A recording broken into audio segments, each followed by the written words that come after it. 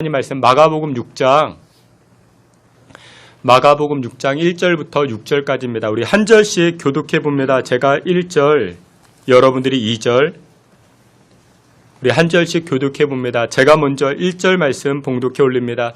예수께서 거기를 떠나사 고향으로 가시니 제자들도 따르니라. 안식일이 되어 회당에서 가르치시니 많은 사람이 듣고 놀라이르되 이 사람이 어디서 이런 것을 얻었느냐. 이 사람이 받은 지혜와 그 손으로 이루어진 이런 권능이 어찌 되느냐. 이 사람이 마리아의 아들 목수가 아니냐. 야고보와 요셉과 유다와 시몬의 형제가 아니냐. 그 누이들이 우리와 함께 여기 있지 아니하냐 하고 예수를 배척한지라. 예수께서 그들에게 이르시되 선지자가 자기 고향과 자기 친척과 자기 집 교회에서는 존경을 받지 못함을 듣느니라 하시며 거기서는 아무 권능도 행하실 수 없어 다만 소수의 병자에게 안수하여 고치실 뿐이었고 그들이 믿지 않으면 이상히 여기셨더라. 모든 전에 구하시며 가르치셨더라. 아멘. 예, 이 시간에 우리 임마누엘 찬양대 통해서 우리 하나님께 영광 돌리도록 하겠습니다.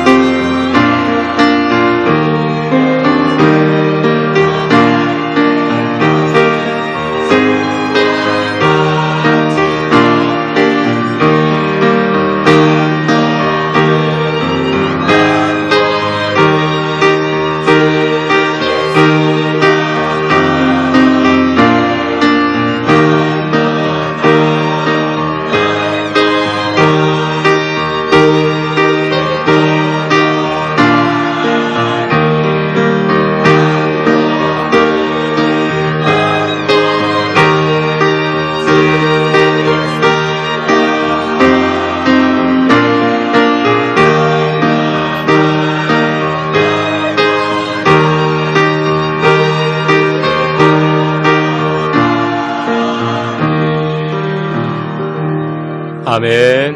한 번 더 기도합니다. 좋으신 하나님 아버지, 오늘도 저희들이 거룩하신 하나님 말씀 앞에 섭니다. 향방 없는 자와 같이 방황하지 않게 하시고 하나님의 말씀이 우리 인생의 나침반 되어주사 말씀 따라 행함으로 주와 동행함으로 복된 인생 살아갈 수 있게 은혜 베풀어 주시옵소서. 하나님의 말씀이 우리 신비에 새겨지게 하시고 말씀 따라 순종함으로 예비되고 허락하시는 하늘 복을 받아 누리게 하옵소서. 예수 그리스도의 이름으로 기도하옵나이다. 아멘. 우리 오늘은 마가복음 6장 말씀을 통해서 왜 나에게는 권능이 나타나지 않을까라는 제목을 가지고 주님의 은혜 나누고자 합니다. 제가 이제 신성교회를 섬기게 된 지가 벌써 이제 횟수로 9년이 되어 갑니다. 원래 7년째 이제 안식년을 이렇게 다녀와야 되는데, 그 안식년 때 교회 꼭 해보고 싶었던 것이 성지순례를 가는 것이었습니다. 보통 이 성지순례는 그 이제 신학교, 이제 신학대학원 3학년 때 이렇게 졸업여행으로 가게 되는데, 그때 뭐 여러모로 여의치가 못해가지고 미루다가 뭐 아직까지도 못 갔습니다. 원래는 그 재작년 그 안식년 때 갔어야 되는데 이 코로나 때문에 그 성지순례는커녕 뭐 옆 동네도 못 갔을 때였으니까 뭐 그랬습니다. 그 성지순례라는 것은 예수님의 행적을 돌이켜보는 시간입니다. 그 가운데 예수님의 고향 나사렛이 있죠. 예수님은 공생의 기간 동안 이 갈릴리 주변에서 많은 활동을 하십니다. 갈릴리에서 제자들을 부르시죠. 그리고 그 주변에서 많은 기적을 베푸셨습니다. 오늘 본문의 시작은 이렇게 시작을 합니다. 마가복음 6장 1절에 보니까 예수께서 거기를 떠나사 고향으로 가시니 제자들도 따르니라 말씀합니다. 예수님께서 거기를 떠나시고 고향으로 가셨다. 누가복음 4장을 보게 되면 명확하게 말씀합니다. 예수께서 그 자라나신 곳 나사렛에 이르사, 그러니까 예수님의 고향으로 찾아가셨다. 나사렛이라 말씀합니다.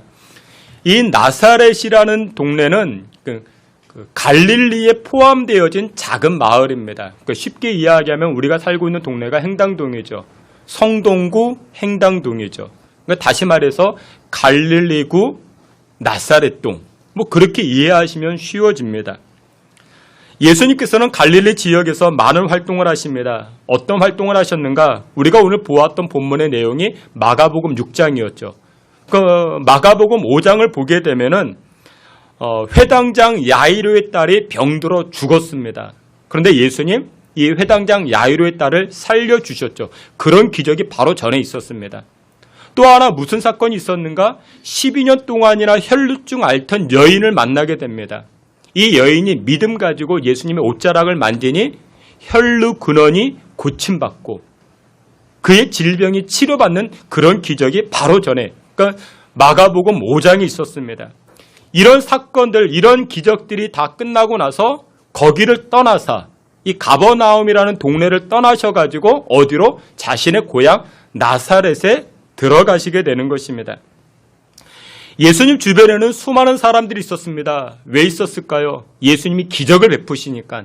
예수님께서 고치시고 위로해 주시고 죽은 자를 살려주신다라는 그 소문을 듣고 예수님 주변에는 많은 사람들이 있었습니다. 그래서 많은 사람들은 예수님을 만나보고자 합니다. 실제로 예수님은 놀라운 일들을 그 많은 사람들에게 행하셨고 기적을 베풀어 주셨습니다. 그리고 나서 예수님은 무엇이 생각났는가? 자신의 고향이 생각납니다. 여러분들 사람마다 고향에 대한 동경이 있지요. 여러분들 모든 사람들이 싫어하지 않을 노래 두 곡이 있죠. 애국가 싫어할 사람이 있겠습니까? 동해물과 백두산이 싫어할 사람이 없죠. 또 무슨 노래만큼은 싫어하지 않습니까? 나의 살던 고향은 꽃피는 산골. 이 노래 싫어할 사람이 누가 있겠습니까? 이 노래는 다 좋아합니다. 여러분들 고향은 우리에게 정서적 안정감을 가져다주고 평안함을 가져다줍니다. 그래서 예수님은 자신의 고향 나사렛을 찾아가십니다. 물론 예수님은 베들레헴에서 태어나셨죠. 그러나 자라신 곳은 나사렛입니다. 예수님의 제2의 고향이 바로 나사렛입니다. 이 나사렛은 예수님의 유년 시절의 추억과 기억과 그 평안함이 다 담겨진 곳이 바로 나사렛 동네입니다. 그래서 예수님은 그와 같은 그리움을 가지고 그와 같은 추억을 되새기면서 나사렛 땅에 발을 딛기 시작하십니다. 그런데 이 나사렛 사람들이 예수님을 어떻게 대접합니까? 어떻게 영접합니까? 환영합니까? 그러지 않습니다. 오늘 성경에 보니까 오히려 이 고향 사람들이 예수님을 배척하더라 말씀합니다. 예수님은 다른 곳에서 다 환영을 받으셨습니다. 사람들의 관심을 받으셨습니다. 그런데 유독 어디에서만큼은, 고향에서만큼은 배척을 받으십니다. 여러분, 가버나움에서는 예수님이 기적을 행하시고 능력을 나타내 주셨는데, 그런데 예수님의 고향 나사렛 땅에서는 아무런 기적이 나타나지 아니합니다. 그래서 오늘 본문 마가복음 6장 5절에 이렇게 말씀합니다. 우리 다 같이 보시겠습니다. 거기서는 아무 권능도 행하실 수 없어 다만 소수의 병자에게 안수하여 고치실 뿐이었고, 아멘. 거기서는, 어디에서는? 나사렛 땅에서는, 자신의 고향에서는 아무 권능도 행하실 수가 없었다 말씀합니다. 예수님의 권능이 나타나지 않습니다. 예수님의 응답하심, 예수님의 치료케 하심, 예수님의 은혜가 나타나지 않습니다. 그러면 누구의 손해일까요? 예수님 손해가 되겠습니까? 아니죠. 나사렛 사람들이 손해가 있겠죠. 우리 마을에, 우리 동네에, 우리 사람들에게 예수님의 은혜가 나타나지 않으니까 내가 손해가 되는 것이죠. 여러분들 신앙생활하면서 이런 생각해 보셨습니까? 저 김아무개 집사님, 저 이아무개 집사님에게는 왜 이렇게 하나님의 은혜가 많이 나타날까? 저 아무개 권사님은 기도하는 족족 다 응답되는 것 같아. 그런데 왜 내 기도는 응답이 안 될까? 왜 우리 가정에는 이 은혜가 나타나지 아니할까? 여러분 이런 생각해 보셨습니까? 그러면 그런 생각 앞에 우리는 답을 찾아야 됩니다. 그 답을 어디서 찾을 수 있는가? 오늘 본문을 추적하면서 주님 주시는 은혜를 나누고자 합니다. 그렇다면 이 나사렛 땅에 예수님의 권능이 나타나지 아니했던 첫 번째 이유가 무엇이었는가? 바로 이 나사렛 사람들은 예수님을 대할 때 그저 호기심 정도로, 익숙함 정도로 예수님을 대하였기에 예수님의 권능이 나타나지 아니하게 됩니다. 우리 오늘 본문 말씀 2절 말씀 함께 보시겠습니다. 우리 앞에 있는 말씀 다 함께 봅니다.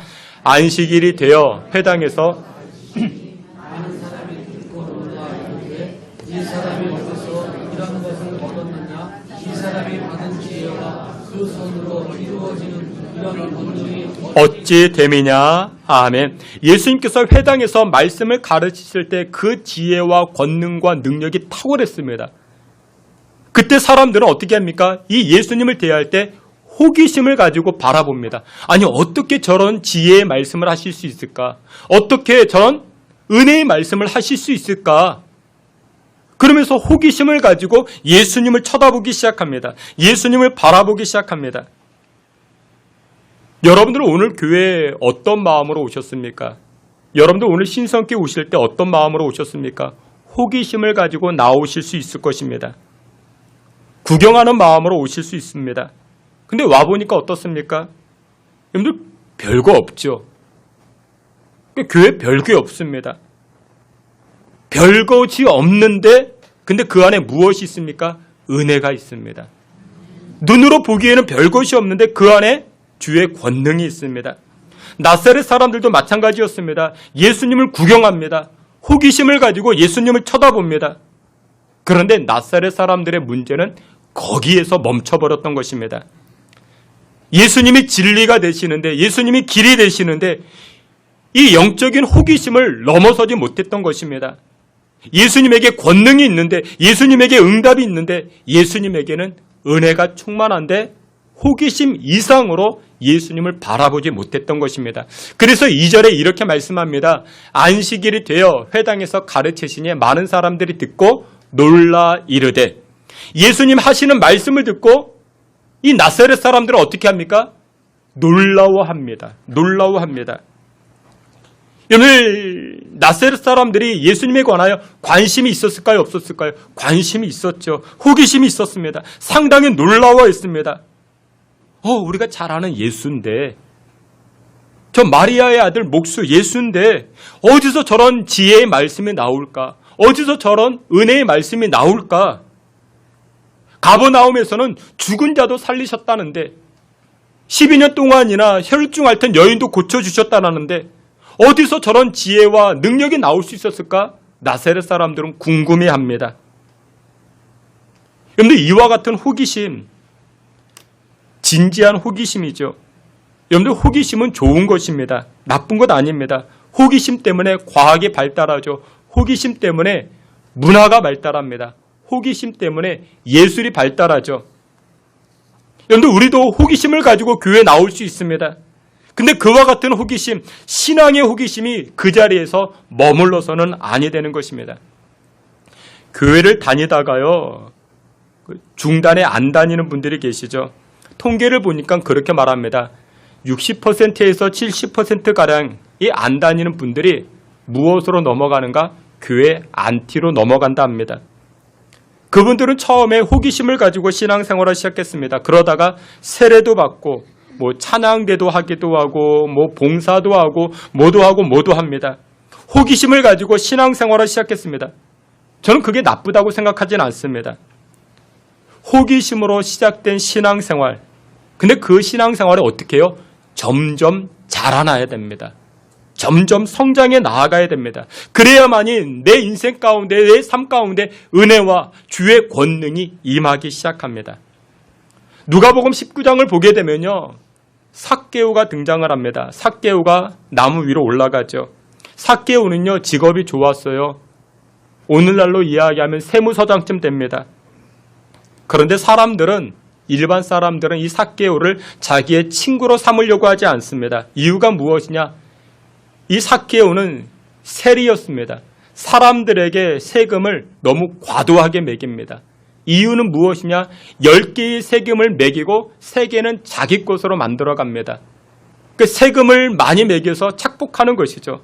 그래서 사람들은 이 세리들을 향하여 로마의 앞잡이다, 그렇게 동족의 혈세를 빨아먹는 사람이다, 그러면서 이 세리들을 바라볼 때 멸시합니다.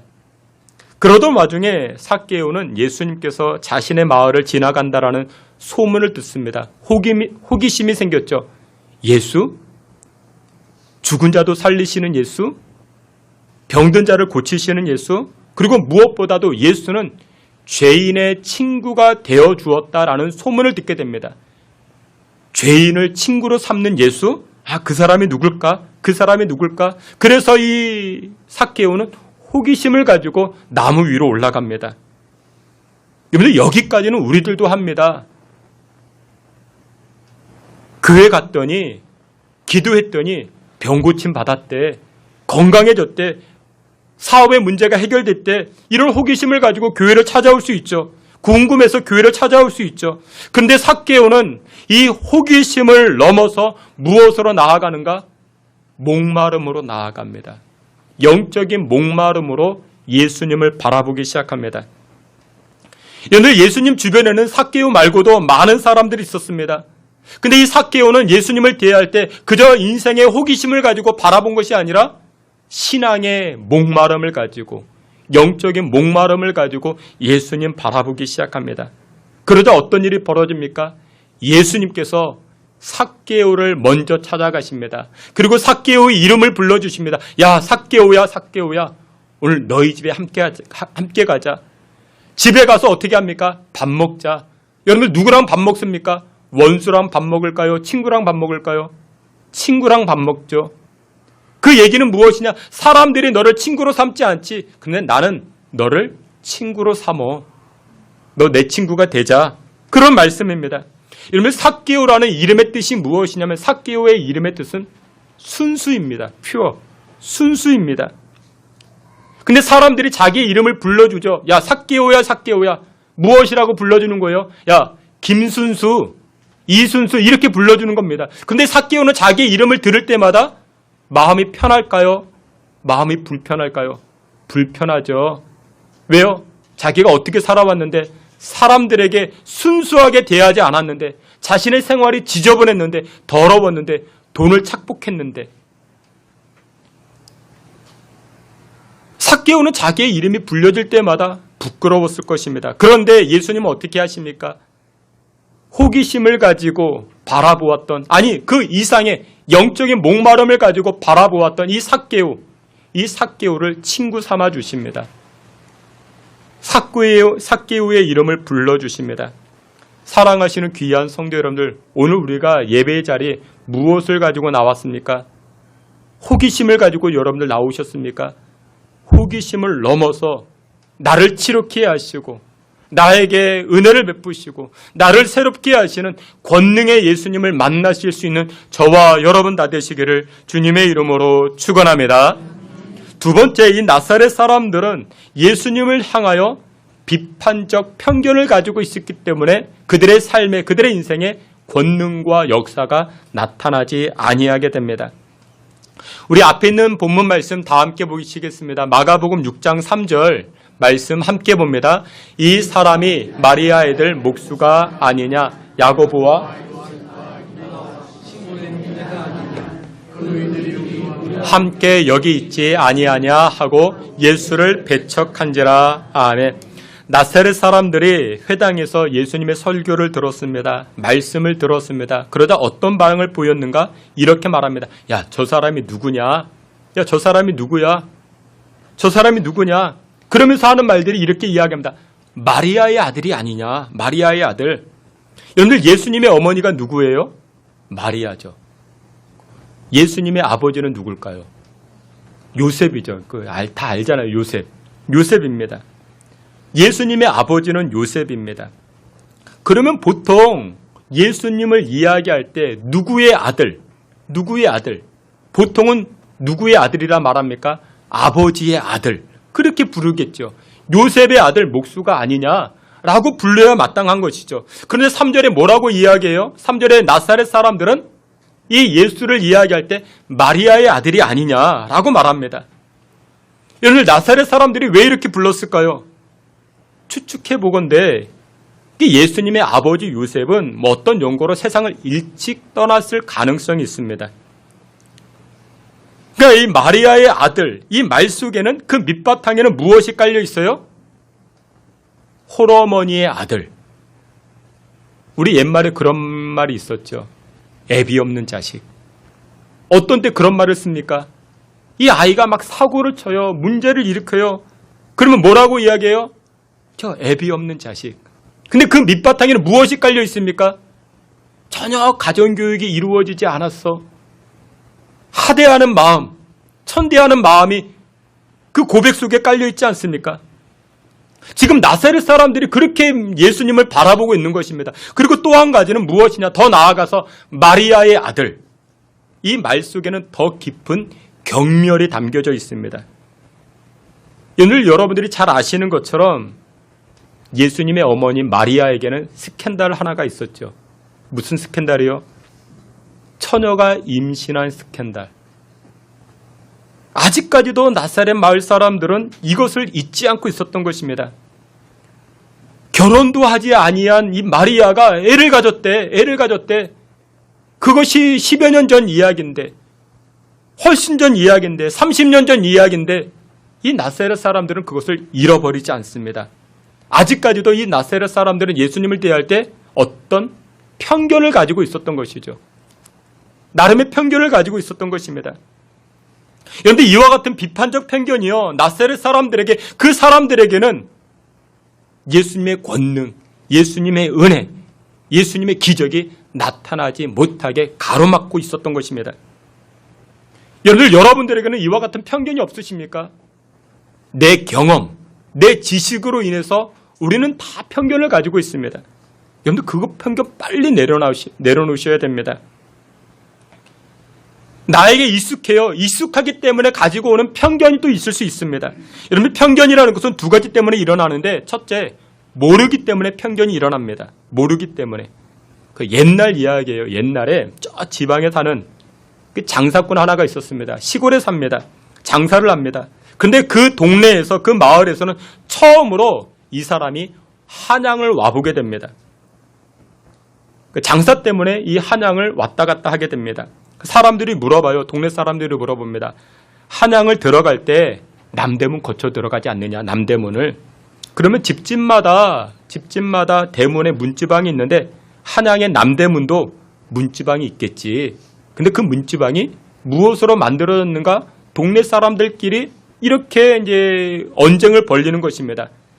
사람들이 많이 들락날락 하니까 튼튼한 대추나무로 만들어졌겠지.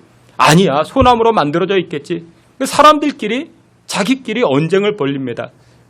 근데 이 장사꾼은 한양의 남대문을 갔다 와봤잖아요.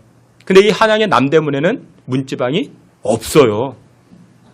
그래서 이 사람이 말해주는 겁니다. 동네 사람, 야, 한양에는 이 남대문은 문지방이 없어 라고 이야기해줬더니 동네 사람들이 무슨 소리, 무식한 소리 하지 말라고.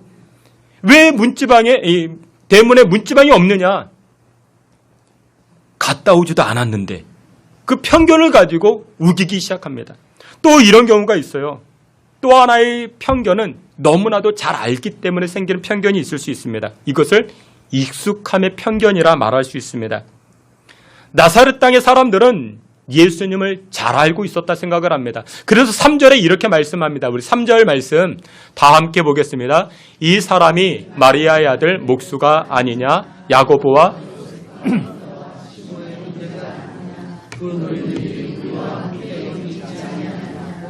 예수를 배척한지라. 아멘. 여기 3절 말씀해 보니 이 사람이 예수가 마리아의 아들 목수가 아니냐? 나 그 직업도 알고 있어. 그리고 그 가족이 누군지도 알고 있어. 야고보와 요셉과 유다와 시몬의 형제 이 예수 아니냐? 나 알고 있어.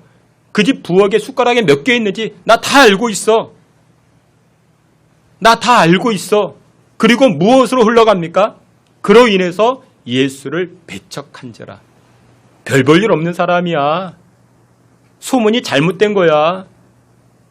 그 콜릭의 예수 아무런 능력이 없는 사람이야. 우리가 똑같은 사람이야. 너무나도 익숙하다 보니까 이 예수님에 대한 편견을 가지고 있었던 것이죠. 여러분들, 익숙함은 좋은 것입니다. 익숙하다 보니까 그런데 귀한 줄 모르는 것, 이것이 문제가 됩니다. 익숙함은 우리에게 편안함을 가져다 줍니다. 편안함은 좋은 것이죠. 그런데 편안하다 보니까 어떻게 여깁니까? 쉽게 여깁니다. 손주가 할아버지를 편하게 생각합니다. 손주가 할아버지를 편하게 생각하다 못해 할아버지의 수염을 흔듭니다. 왜 그랬을까요? 할아버지를 쉽게 생각한 것이죠. 여러분들, 이런 경우가 우리에게 나타날 수 있습니다. 요즘 외국인들이요, 그리고 이 지방 사람들이요, 성수동, 동대문, 이렇게 뚝섬 이런 곳으로 관광을 많이 온대요. 성수동 수제화 거리에 구경을 하고 뚝섬에 가서 뚝섬에 가서 뭐 하냐면 편의점에서 라면 있잖아요. 그 라면을 끓여다가 한강 잔디밭에서 먹는 것이 그 버킷리스트래요. 외국인이요, 얼마 전에 우리 동네 버스 정류장을, 이게 유튜버더라고요. 그걸 촬영하더라고요. 버스 정류장 너무나도 좋다고, 버스 정류장이 너무나도 좋다고, 그것을. 근데 우리에게는 어때요? 성수동이나 뚝섬이나 동대문이나 이 버스 정류장 우리에게 너무나도 익숙해요. 그렇죠? 근데 익숙한 나머지 우리는 그것을 축복이라고 생각하지 못하죠. 근데 멀리 외지에 있는 사람들이 그것이 큰 축복인데, 여러분들, 나사렛 사람들이 지금 이런 문제를 가지고 있는 것입니다. 예수님이 너무나도 익숙해요. 예수님이 너무나도 가까워요. 그러다 보니까 그 이상으로 넘어가지 못하는 것입니다. 쉽게 생각해버리기 시작합니다. 오늘 예수님의 고향인 나사렛, 헬라어로 넷제르 말합니다. 넷제르. 근데 이 뜻이 무엇이냐면 싹이라는 뜻이에요. 싹. 순이라는 뜻입니다. 그러니까 죽순, 그렇게 말하죠. 죽순. 근데 여러분들, 이 나사렛은 싹인데 무엇이 싹이 납니까? 어떤 싹이 납니까? 예수님으로 말미암아 생명의 싹에 도달합니다. 예수님으로 말미암아 말씀, 은혜의 싹들이 자라나기 시작합니다. 그런데 이 나사렛 사람들은 그 의미와 전혀 동떨어진 그와 같은 삶을 살아가기 시작합니다. 왜요? 너무나도 익숙하기 때문에. 제가 이렇게 목회를 하면서 늘 마음속에 안타까운 분들이 계십니다. 어떤 분은 교회를 너무 오래 다니셔가지고 익숙합니다. 예배가 익숙해졌어요. 찬송가가 익숙해졌고 성경 말씀이 익숙해졌습니다. 그런데 익숙해지다 보니까 무엇이 없어요? 예배를 드려도 영적인 설렘이 없습니다. 찬송을 불러도 오늘 나에게 주실 그 영적 은혜의 기대감이 없는 것입니다. 여러분들, 예배는요, 전지하시고 전능하신 창조주 하나님을 만나는 시간입니다. 하늘의 은혜를 힘입는 그와 같은 시간입니다. 근데 예배가 익숙해요. 교회가 익숙하다 보니까 그런 은혜를 하나도 받아 누리지 못하는 것입니다. 오늘 본문에 보니까 이 나사렛 사람들은 회당에서 말씀 전하시는 예수님의 말씀을 듣고 어떻게 합니까? 놀라워합니다. 여러분들, 신앙생활은요, 놀라워하셔야 됩니다. 하나님의 말씀을 들 때 놀랍게 받으셔야 됩니다. 근데 한 번으로 끝나면 안 됩니다. 어떻게 해요? 쭉 놀라워하셔야 됩니다. 그게 은혜가 되는 것입니다. 근데 이 나사렛 사람들은 예수님의 말씀이 놀라웠어요. 근데 그 놀라움이 어떻게 해요? 한 번으로 끝나버리죠. 한 번으로 끝나게 되니까 어떻게 됩니까? 오히려 예수님을 배척해버립니다. 사랑하시는 귀한 성도 여러분들, 나사렛 땅에 예수님의 권능이 임하지 않는 이유가 무엇이었는가? 저들은 신앙의 편견을 가지고 예수님을 바라봅니다. 믿음의 편견을 가지고 바라봅니다. 그러자 기적과 능력이 나타나지 아니하게 됩니다. 사랑하시는 귀한 성도 여러분들 모두가 내 인생의 편견을 내려놓고 전지하시고 전능하시고 나의 기도에 응답하시는 그 하나님 바라봄으로 새로운 인생 살아갈 수 있길 주님의 이름으로 축원합니다. 마지막 세 번째로 나사렛 사람들에게 권능이 임하지 않았던 이유가 무엇이었는가? 세 번째, 저들은 바로 믿지 아니했다 말씀합니다. 믿지 아니했다. 우리 5절과 6절 오늘 본문 말씀 함께 봅니다. 5절과 6절 앞에 있는 말씀 다 같이 봅니다.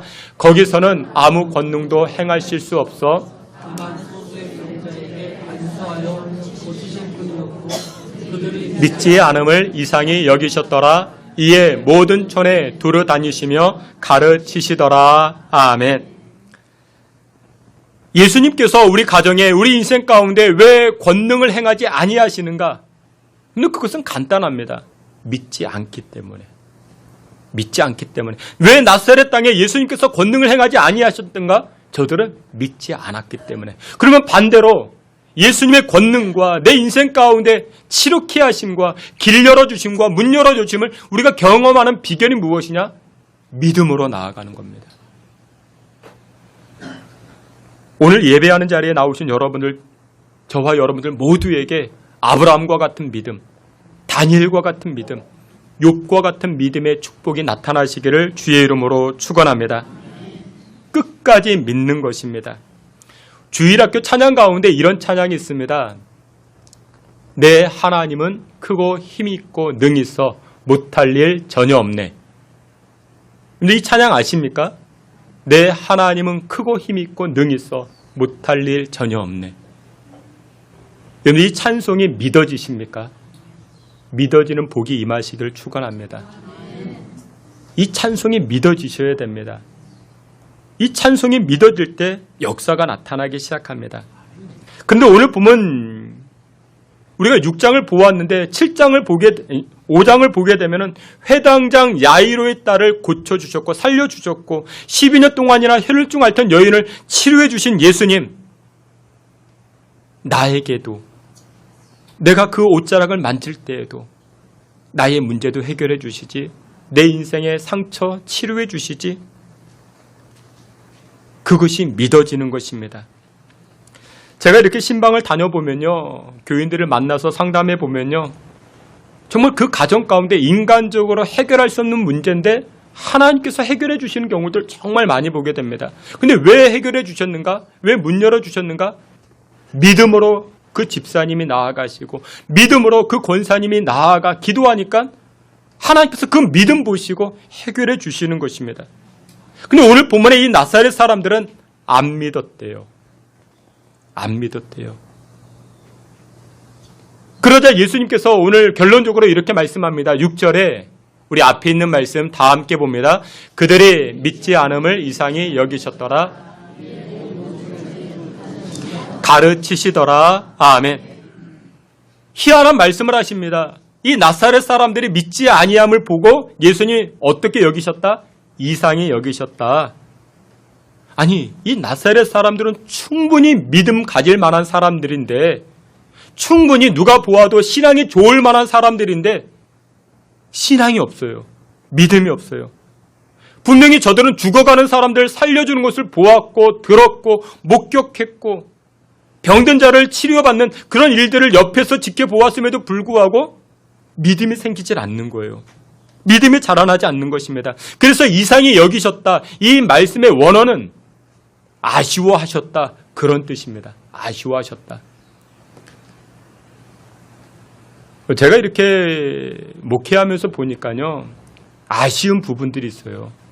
어떤 권사님, 집사님, 이렇게 성도님들을 만날 때 아쉬운 부분이 있어요. 아, 저 권사님은, 저 집사님은 저 단계를 넘어서면 정말 참 하나님께서 기뻐하시고 은혜를 부어주실 텐데 그 단계, 그 믿음의 단계를 못 넘어서는 거예요. 그 은혜의 단계를 못 넘어섭니다. 아, 저 단계만, 저 통로만 지나면은 하나님이 은혜를 부어주실 텐데 아쉬워요. 아쉬운 부분들이 있습니다. 오늘 본문의 이 나사렛 사람들이 바로 그와 같은 사람들이었습니다. 말씀의 결론을 맺도록 하겠습니다. 우리 주변에도요, 신앙생활을 시작함을 호기심으로 시작하시는 분들이 계십니다. 그런데 그 호기심이 넘어서 목마름으로 예수님 앞에 나아가자 하나님께서 기적과 은혜와 응답하심과 문 열어주심, 그와 같은 복을 허락해 주시는 경우들을 많이 보게 됩니다. 사랑하시는 귀한 성도 여러분들, 예수님은 치료자이십니다. 예수님은 구세주이십니다. 예수님은 만왕의 왕이십니다. 예수님은 우리의 인생의 문을 열어주시는 메시아 되시는 줄 믿으시길 바랍니다.